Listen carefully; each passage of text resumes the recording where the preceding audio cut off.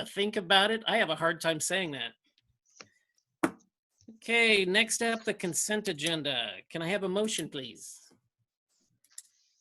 I move that the Board of Education of District 15 approve the consent agenda as presented, including approval of minutes of the regular Board of Education meeting on April 13th, 2020, approval of the proposed accounts for payment, approval of budgetary receipts and expenditures for April 2020, approval of committee of the whole minutes for April 30th, 2020, approval of option students, approval of the resignation of Teresa Fox Middle School Social Studies and Tabitha Jurgens Preschool, approval of contracts for 2021 Marissa Croft Preschool, Hannah Mites First Grade at Paddock Lane, Emily Schaefer Science at Middle School, and Jennifer Hofer Preschool. I have a motion, the second by Steve. All right, Jason, before we take a vote, did you have anything you wanted to say about the budget? Yes, just a quick treasurer's report for you. Bills total $532,450. Benefits $450,422. Payroll $1,313,278, which brings total expenses for the month to $2,296,151.97. If we hone in, drill a little deeper, and look more closely at just the general fund, expenses in the general fund were $1,951,004. But the good news is the general fund revenue was $2,605,993.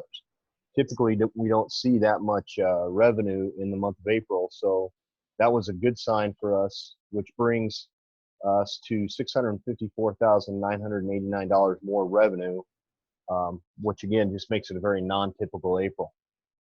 We've expended 64.67% of our budget over 8 months, which is about 2% less, or we're approximately 2% under budget. So if we proceed this way and revenues are in a secure spot, we will look to transfer to the depreciation fund and finally talk to Dr. Nielsen about an upgrade in textbooks and possibly a new van on the rotation scenario. So we'll keep you abreast of the information as we get closer to the end of the budget cycle. Okay, thank you, Jason. Now, did anybody have any comments or questions for Jason on that? All right, hearing none, I have a motion and a second. Can I have your votes? Erin? Yes. Janet? Yes. Doris?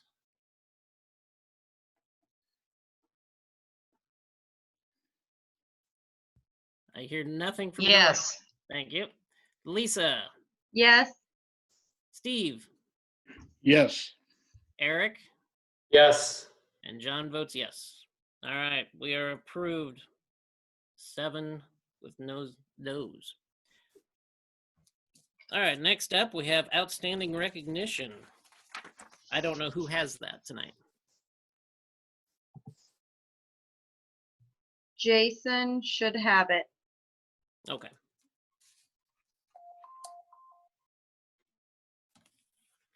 Would Jason like to share it with us?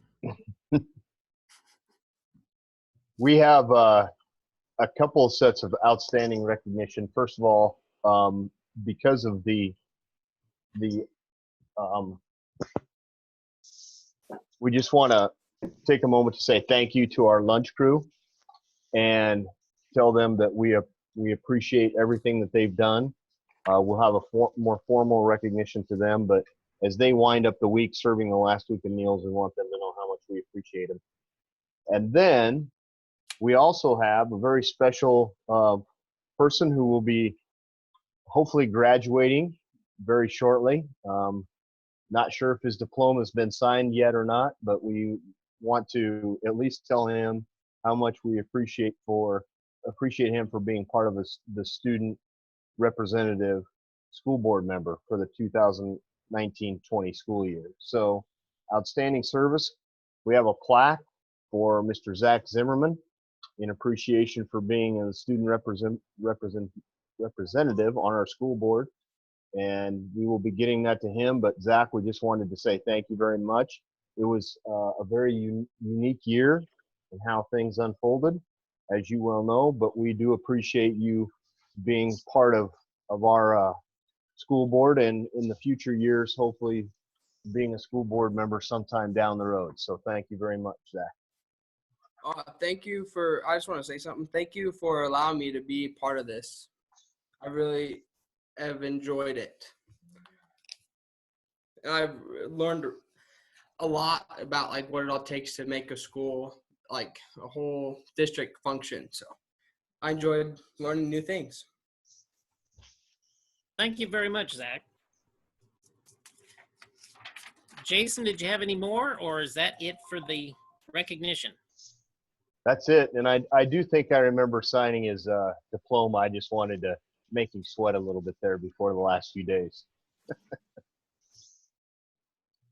All right. Well, then, next up is our information portion of the meeting. And first is the student update. So, Zach, it is your chance to speak.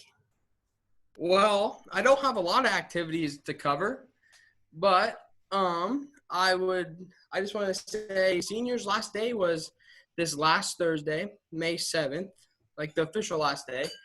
And if I'm not mistaken, I think the last day for everyone else is the 14th, around there. And then another event coming up is the graduation, May 29th, the drive-up graduation that the kids, our senior class, voted on.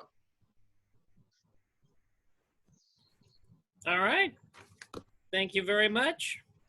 Yeah, with everything going on, there's not a whole lot to report at all. So, but I appreciate you doing that. Yeah, it makes my job easy. All right, next up, we have board reports and committee of the whole. Mrs. Martin.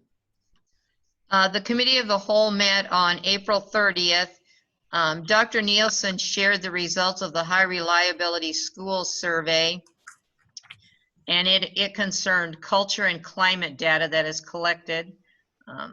Overall, the results demonstrate that we have a safe, supportive, and collaborative environment at Beatrice Public Schools. She also shared the current plan for summer school, and it is to provide services for students that fall within the parameters of the Reading Recovery Act. There will be 2 types of learning offered for kindergarten through 3rd grade students during the month of June, and the learning will be virtual. She also said that the best possible summer experience will be back in 2021. Mr. Alexander talked about a lease proposal for Capital Systems copier, and he said that he'd been researching if there are ways to become more efficient financially. He said that the state of Nebraska has a contract for multifunction printers, which has already been awarded on a statewide basis, and the contract is facilitated by Capital Business Systems. The district's current lease will expire with one more year. Buying out the current lease would allow the district to upgrade machines that are now 4 years old and save the district approximately $9,300 per year. Mr. Alexander also shared that there are some items that would typically be accomplished the last few days of school with students, but due to the COVID-19 pandemic, some adjustments to the calendar are needed to ensure things are handled under the guidelines of the current directed health measures. The adjustments include virtual learning ending on May 14th, so students can begin returning materials on May 15th. Staff will use the last few days to finalize shutdown preparation, attend staff meetings, and participate in professional development activities. He also talked about the reduction in cost for busing with mid-states, and he said that would be approximately $72,000. He ended the meeting by talking about salaries for the remaining 3 groups for the 2021 school year. That ends my report. All right, thank you, Doris. Did anybody have any comments or questions about the committee of the whole report? All right. Now's the time for public forum, citizens' requests, and comments related to agenda items. Was there anybody who had anything to talk about over anything we've covered tonight?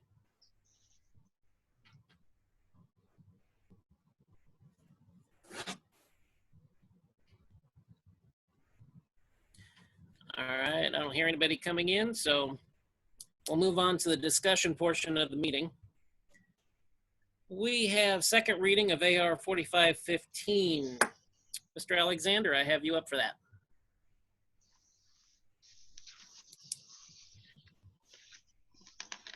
Yes, we talked about this at the committee of the whole meeting as well. I just made you aware that this would be, I believe this is second reading of this policy. Yeah. Basically, we need to bring the administrative regulation up to what's currently happening in regards to the negotiations process and what's being practiced. And so the administrative regulation just formalizes for administrators how they are supposed to handle this particular progression when it comes to teachers applying for hours and getting them approved that they're going to be pursuing on the salary schedule. Okay. Anybody have any comments or questions for Jason?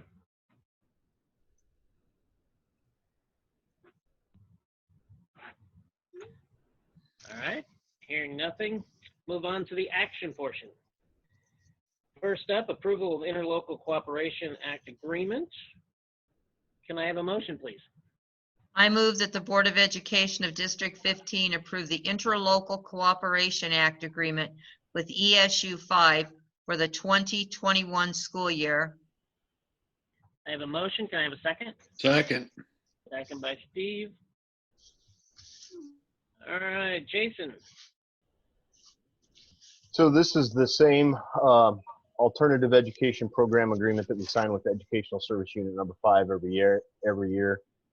Basically, it just is a formality that secures our alternative education program or SNAP program at ESU 5.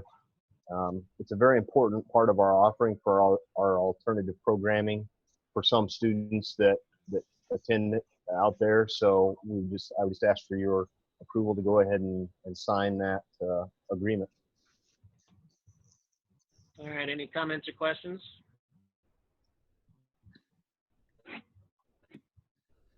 All right, hearing none. I'll start from the back of the pack. Eric, Yes. Steve, Yes. Lisa, Yes. Doris, Yes. Janet, Yes. and Aaron. Yes. And John votes yes. All right, approved with 7 votes yes.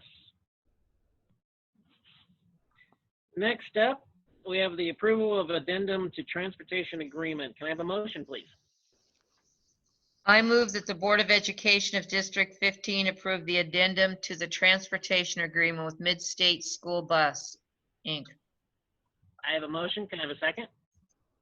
Second. Second by Eric.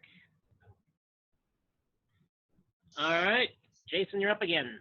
Okay, basically, each school district in the state of Nebraska received education stabilization funds or CARES Act funding that should be used to the greatest extent practicable to continue to pay employees or contracted vendor contracts that they have with different vendors. This was a part of the government stimulus package that came as a result of the COVID-19. So our main vendor contract is with Mid-States Transportation, in which we're responsible for paying a portion of the practicable amounts. In essence, what happened is through some of the funding that they got for small business loans and some of the other totals, they knocked off $72,396 off of our total bill. So credits in April, May, and June, the contract would have been $202,470, but credits from Mid-States totaling $61,895.34 applied to the CARES Act funding. And then negotiated cost reduction, we negotiated the month of March, which was 9 days at $10,500 being dropped. That brought us to $72,396 of total credits that we received from Mid-States. So with all that being said, we've worked with legal counsel to craft the addendum. that you see in front of you that we just need to formalize and take advantage of the credits, and then we'll have 3 months of credited payments to make towards to them for the remainder of our contract that we had with them as a vendor. And does their contract end this year, or is that next year? Next year. Okay. All right. Did anybody have any comments or questions for Jason? No, I would just say that's they're being very good partners in this, and I think that's a good deal.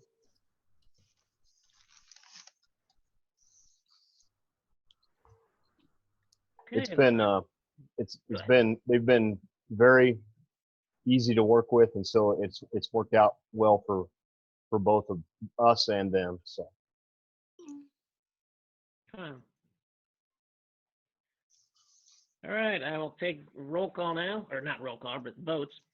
Aaron, Yes. Janet, Yes. Doris, Yes. Lisa, Yes. Steve, Yes. Eric, Yes.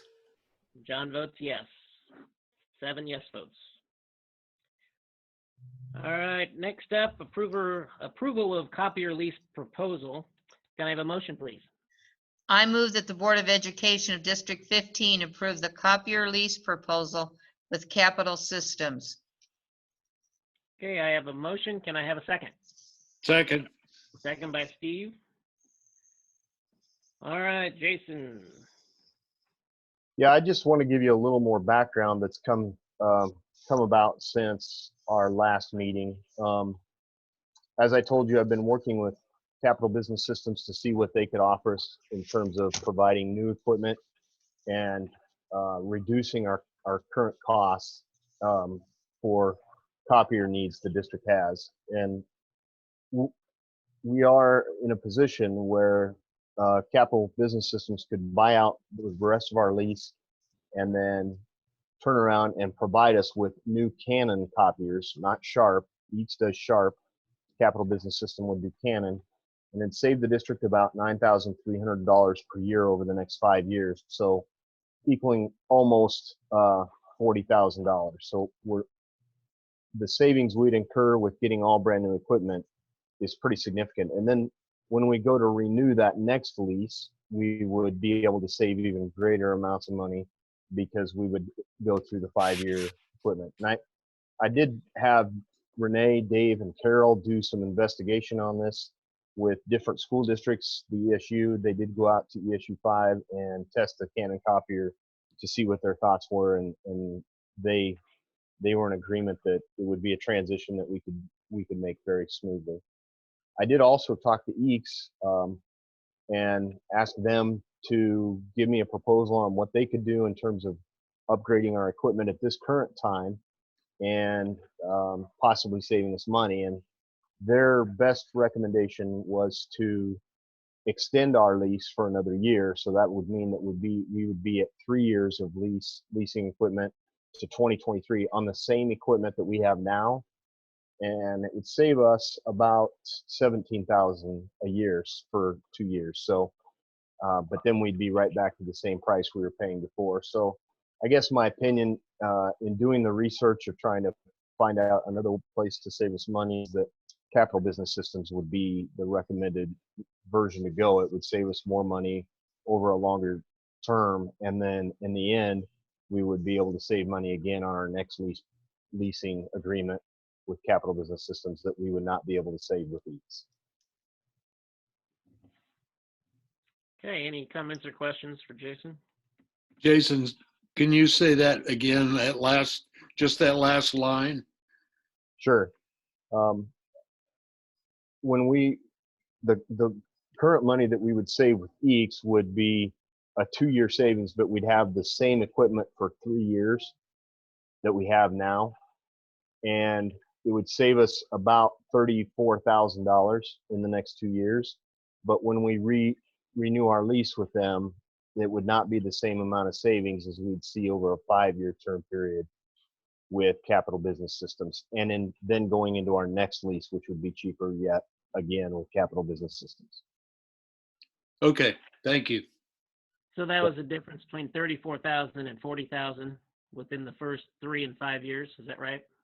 Correct. We would, the savings per year would be about $9,300 through Capital Business Systems for the next 5 years, Okay. which would total almost 40,000. And then with EECS, we would see some savings in the first 2 years, but then we'd have the same equipment for that third year that we do now. And when we have to renew that lease, then we would not see a significant savings in what our monthly payment would be. Okay. Anyone else?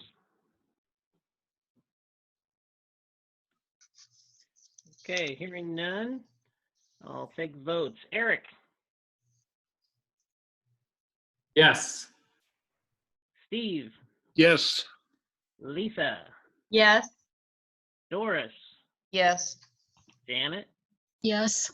and Aaron. Yes. And John votes yes. All right, 7 yes votes. Next up, approval of classified staff wages and benefits for 2020 and 21. Can I have a motion, please? I move that the Board of Education of District 15 approve a 1.74% salary increase in classified staff wages for the 2020-21 school year. Can I have a motion? Can I have a second, please? second. Second. Is that Steve, I heard? Yes. Okay, thank you. All right, Mr. Alexander. Yeah, just a bit of a background here. Classified staff, couple of things to keep in mind. They do pay for a portion of their insurance, which means that that as the percentage paid goes up for the district, it also goes up for that employee. The reason I feel like that's important to keep in mind is because percentilely speaking, these people pay part of their own insurance, so it does make sense that they get a reasonable raise that equates to at least the amount that would cover that. Plus, we know that they deserve, based on the work that they do, they put in, they deserve a cost of living increase as well. So I know last year, after running the various numbers and looking at last year's compared to this year's, they did get a little bit more last year simply because of how it worked out in the hours. But I think 1.74% equates to 13 cents per hour, and so I would go with that recommendation. Anybody have any comments or questions for Jason?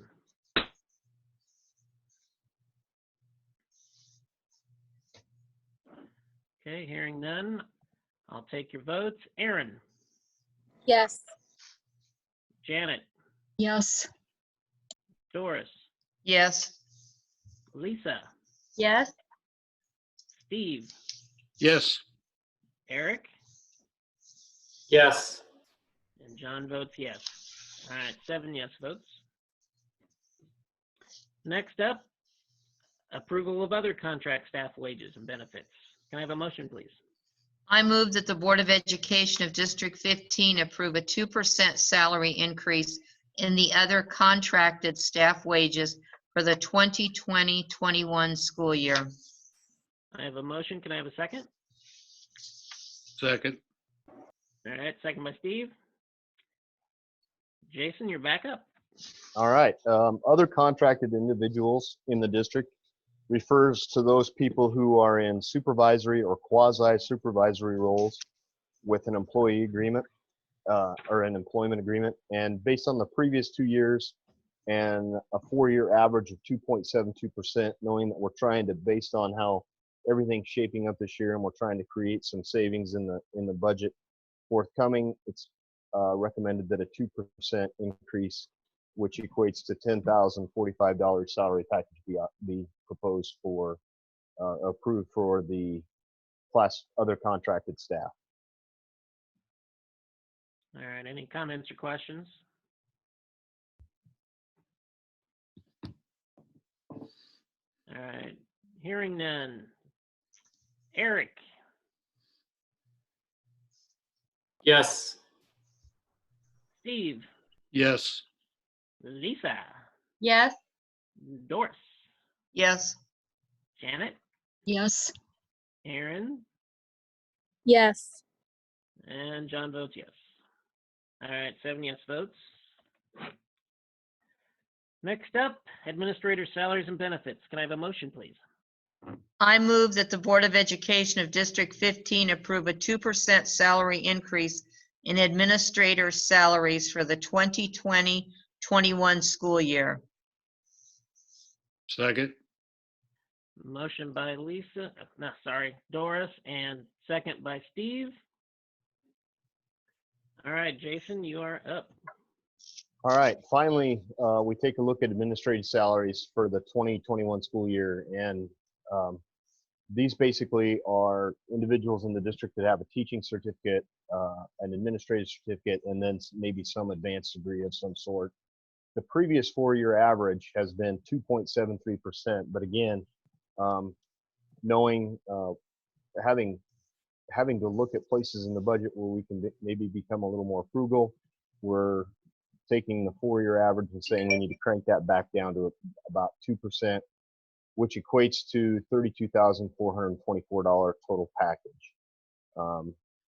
So that kind of rounds out salaries and gets us started down the path of preparing a budget for next year. Okay, any comments or questions for Jason?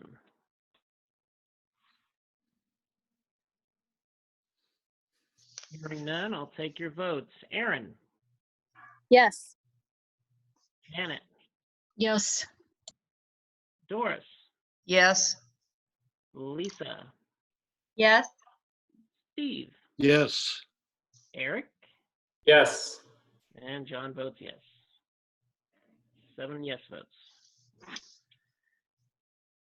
All right, next up, we have approval of superintendent contract. I need a motion. I move that the Board of Education of District 15 approve the superintendent contract with Jason Alexander. I Second. have a motion and a second by Steve. Okay, what we've come up with is it's just going to continue on in the same vein as the last contract that he had. It'll be another 2-year contract. That's correct, isn't it, Jason? Yep. And then what we came up with? Okay. And then we would also be carrying on like the others with a 2% salary increase.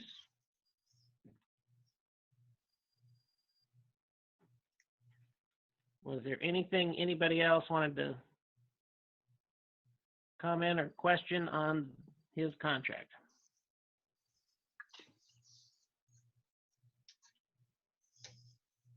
I don't know if this is a exact place for this, but I appreciate the work Jason's done in keeping us between he and Jackie, keeping us up to date on what's been going on with during the COVID pandemic, and that's just personal feelings. So I don't know. I just appreciated everything that has been done. Thank you, Steve. I concur. Okay, hearing nothing else, I will start with votes. Aaron,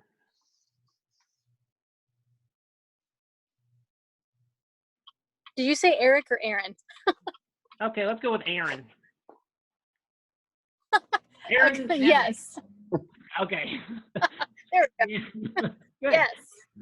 Janet, Yes. Doris, Yes.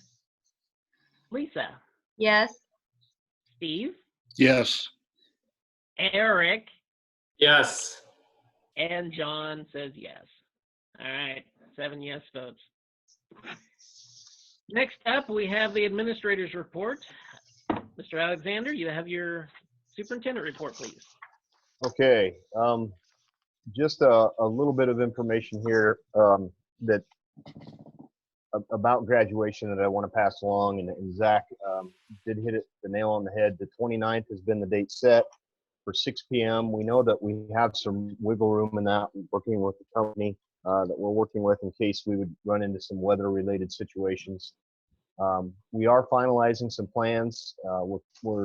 We met last week out there, and I think Mr. Suter's got a great idea in terms of where he thinks we should set up and how we should set up. So we're still getting all that confirmed with the necessary people we need to, but I think this is about as good of a scenario as we can have. We do want to make it as realistic to a traditional ceremony as possible.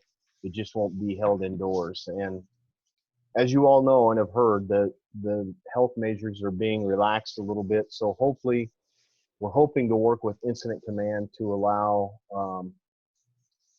some relaxation in what we can have parents do. Possibility of having parents be able to come up to the stage and take a picture or watch their graduate walk across the stage, but no promises. That's all going to depend on what we can. We're going to set up a meeting with Chief Lang and Chief Dickey out there to kind of explain to them what we have planned and see how it goes. So appreciate Mr. Suter and his work and all the things he's doing to try and make this as special graduation as he possibly can. Hey, Jason, real quick, as far as school board members, what do you look at for our participation? Well, my thoughts are this, guys, and the year that it is, with every person that we have up near the stage, it's another person that we have to probably count in that count.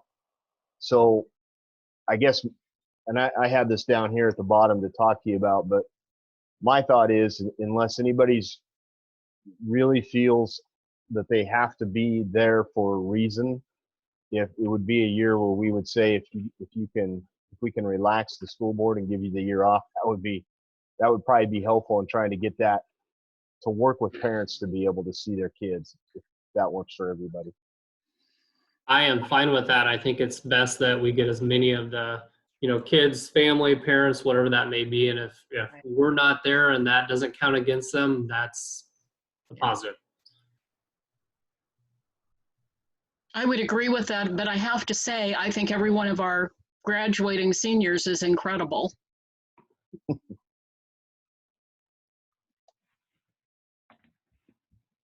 Yeah, I think it's going to be nice just to have some kind of ceremony to go through, regardless of what it is. I guess I haven't been practicing an elbow bump with anybody, so we can't do that from long range. So I guess we'll just do what we have to do with it.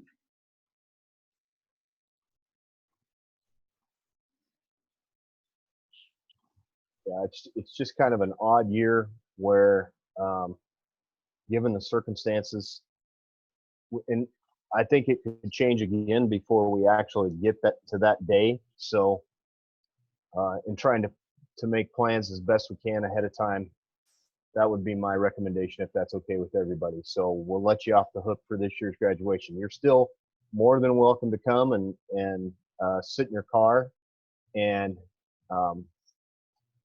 celebrate the graduates, because I agree with Janet's comment. I think we had some pretty special honorees to recognize. So hopefully we can get that done and make it a very special occasion for them. It'll definitely be one they will always remember, that's for sure. Moving on, our technology plan for 2020-21. As you can imagine, we're being told by state officials to plan for virtual delivery of education next school year and beyond, but we obviously don't know what that's going to involve. So to that end, we've been working pretty closely with our technology department to discuss some plans about how we accomplish that with the devices we have, and trying to get exact numbers and how we can make that whole process flow very smoothly if we need to jump in and out of quarantine scenarios next year where we have to have remote learning. So we've asked them to come to the May Committee of the Whole meeting. A couple of representatives from from that group to come and talk to you about some of the plans they've been working on. And I just appreciate and want to say thank you to them for the thought processes they've been putting in to prepare for that next year. So I'll leave it at that so they can continue to tell you about the plans they've made so far. Strategic planning. We have talked with Dr. Kastner at the Cambrian Institute, and we've talked with Matt Dominy of Seward. Matt actually went through all the training with Dr. Kastner, and he is a bona fide certified trainer through the Cambrian Institute, which works out well for us. Dr. Nielsen aligned a Zoom meeting with him last week, and we spoke to Matt at Seward for probably a good hour about where we're at and what our process looks like and how the board felt about working with Dr. Kastner. And so between the two of them, they worked out a new proposal for us that puts us right at about $8,000 to $10,000 compared to the $20,000 we'd approved earlier. So what that means is basically that Matt will be conducting a portion of the strategic planning, and then Dr. Kastner will also be working with conducting a portion of that and working with Matt in conjunction with it. So it's kind of nice. We have a Nebraska expert just up the road that we'll be able to take advantage of, which will hopefully result in a little bit of savings for the strategic planning process. So Dr. Nielsen, anything you would add to that? That I just tried to create a summary there, but anything you would add? No, I think we are just excited to get the process going. I think Matt has some different ideas too that can help us just keep invigorated and keep moving forward, and very, very excited about the process and very excited that Matt is willing to help and he's eager. He is ready to go. So yeah, it's going to be fun. Matt actually did all the strategic planning processes in Seward, so he comes with some experience, and we've had a chance to look at everything he's done and feel very good about that. So again, it's something that works out in our favor. Time and attendance tracker, just a little bit of update on that. As you know, I've been researching that, and in all things we do, we try to keep accurate data, whether it be student performance, teacher effectiveness, or miles per gallon on our buses. We're always trying to track and collect data. So I'm a firm believer that we need to approach our hourly employee work schedules with the same purpose of accurate time collection and data. And I've been talking to Frontline and Touchpoint to move forward with a proposal. In order to do so, it's going to take 12 Touchpoint smart clocks is what they're called. And how the process will work is those clocks will be installed at each building site, and they'll be because we'll have to put one in the maintenance shed and some of the other places, and we'll probably have two in a couple different spots for different entryways where employees walk in. They'll all have a fob that basically is very similar to the key fobs we use at the high school. All they have to do is once they enter the building, walk by that smart clock, swipe it in front of it, and it automatically reads the chip in the fob and clocks them in at the time that they enter the building. Same as when they leave. So we'll be able to collect accurate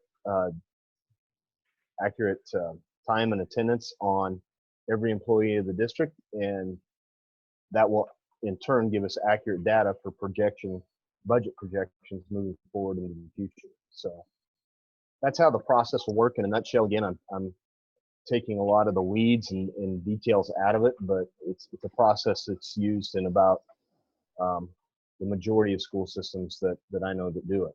The cost for those 12 Touchpoint smart clocks is going to be $28,200 to maneuver that. So the only thing that becomes essential for us is locating the places where we're going to have most of our employees enter and exit in their given work schedules, so we can strategically place those clocks in the best possible places. But we believe that this can be overcome as well. So any questions about that I can answer for you?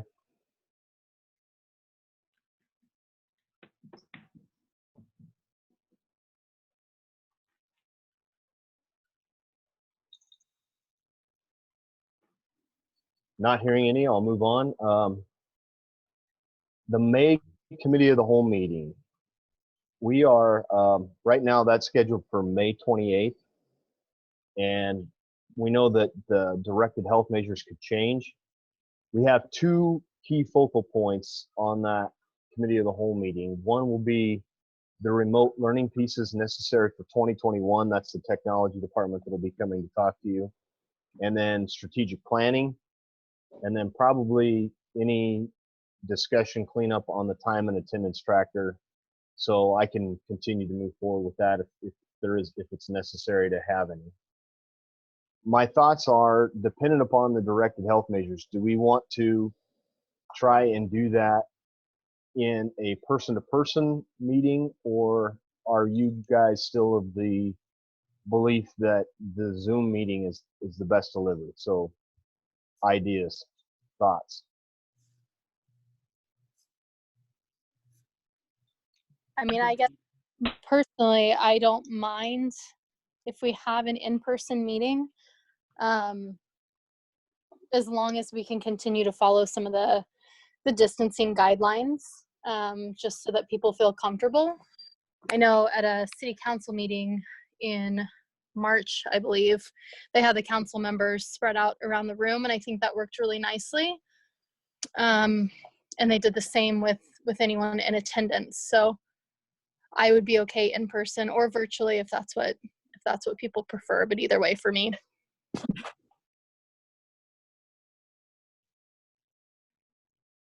I'm the same with Aaron either way. You know, the only thing I'm thinking is some of the governor's guidelines aren't going to be lifted until May 31st. So I'm thinking maybe we should go ahead and do it virtually in May and then start in June, and hopefully all those would be lifted. I know he's lifted some effective for Public Health Solutions District effective May 18th now, but it doesn't matter to me, but it's something that I was thinking, since that measure is still in place until the 31st, maybe we should just meet virtually. I would prefer face-to-face if we're going to have speakers come in. Are we having speakers come in? Well, we would have the technology department that would come in, and then depending on Matt Dominy, the strategic planning expert from Seward, depending on his feelings, we've tentatively set it up for him to be able to come in that day. But, Well, then we do it face-to-face. I would agree with that. okay. One of the things, Jason, we're going to need to just check is making sure that our numbers stay within that group, and we have room for public, or we have a place for public to make, to be able to watch and make comments, and news media have to be there too. So those are some of the things that I think we just have to look at with all of the people bringing them in, with the guest speakers, what number we're going to be at, and what number we're okay to be at. And that might be a deciding factor in the ultimate decision at the end, if we can get everybody there, or if we can do a combination. That it may be as such that we do a combination if possible. So as the agenda starts to unfold, we'll keep you abreast, but it helps to kind of get a feel for where everybody's at and what everybody's thoughts are. So. Well, right now you've got 23 people online. And I don't think the governor's, I did not get to see his relaxation today of the health measures. I was in another meeting, so I haven't had a chance to see it, but I don't think he lifted the numbers above that I know of, did he? Or No, he didn't lift them above 10. okay. So that might determine exactly, that might make our decision for us. If we can, if the health measures get changed and relaxed and we can, then we will. If we can't, then we'll go virtual. We could probably meet in a church and be okay. Yeah.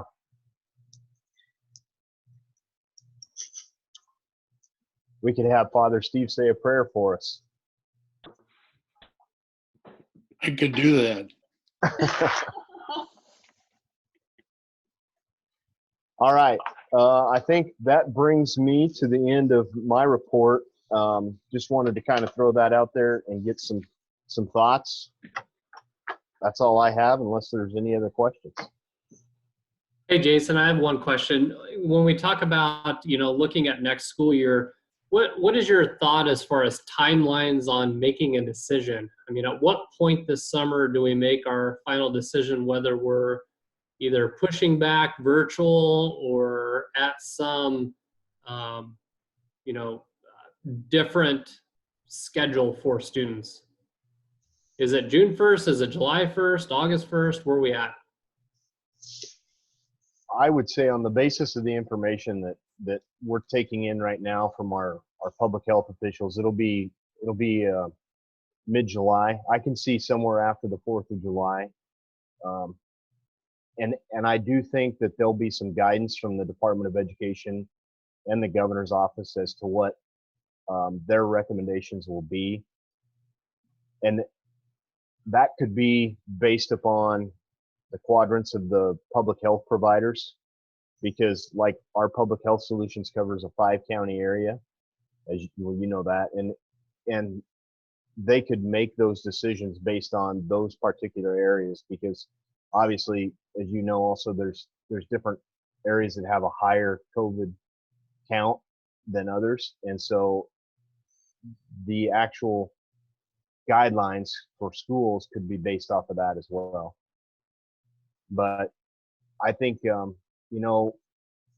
gonna hope that we can have as normal of a start as possible, and then see how that unfolds. But we've heard scenarios from a normal start to a Labor Day start to a little later start, so with an extended year. So I don't know how that's all going to unfold, but I do know that the commissioner has brought in a lot of people to help start making those decisions. I would say mid-July. Has the thought been versus, a potential virtual start to just saying, okay, we'll delay till Labor Day or even later, to when we could get teachers, students back in the buildings, or is it still up in the air? That's been discussed. I would say that probably the 4 models I've heard of have been a normal start, which everybody's hoping for. Then there's a remote start, which nobody is really in favor of. But then the other 2 involve a start somewhere around or after Labor Day that would be somewhat normal, and then a start around Labor Day that would involve maybe a week's worth of schooling to allow different sections of kids to come in and meet their teachers and get acquainted with the technology, and then we'd go back into quarantine. So those are kind of the 4 scenarios that I've heard. If that last scenario happens, would fall sports not happen, or has that even been discussed? There's been discussion, basic discussion from the NSAA on 2 timeframes. One would be fall sports starting normally. The other one would be fall sports starting more around the end of August with 2 weeks of preparation, and then starting after Labor Day with school. And then there's also been discussion about alternate calendars for sports, but I don't really know what that alternate calendars entailed.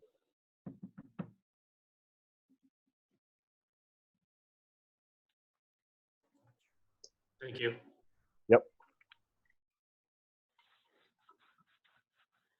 Any other questions for Jason?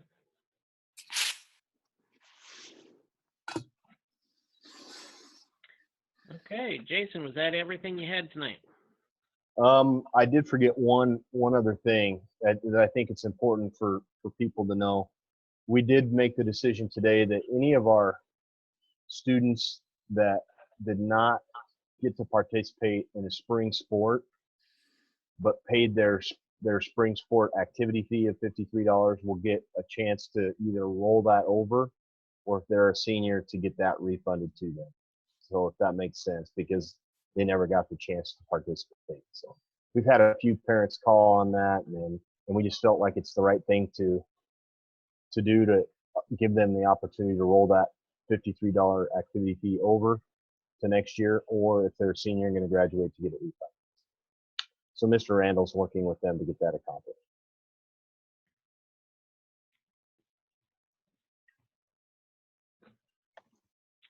Okay. Anybody else have any comments before we wrap this up?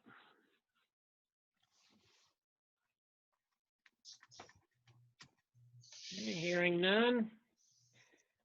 The next regular meeting of the Board of Education will be June 8th, 2020 at 7 p.m.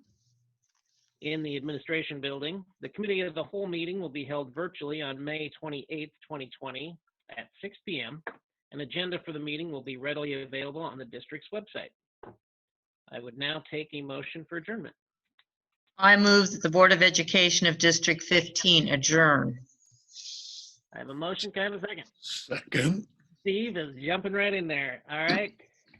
All right, Aaron Chadwick, Yes. Janet, Yes. Doris, Yes. Lisa, Yes. Steve, Yes. Eric, Yes. and John votes yes. We have 7 yes votes. We are adjourned. Thank you all. Thank you. Good night, all. Night. Thanks, John. You bet. Thanks.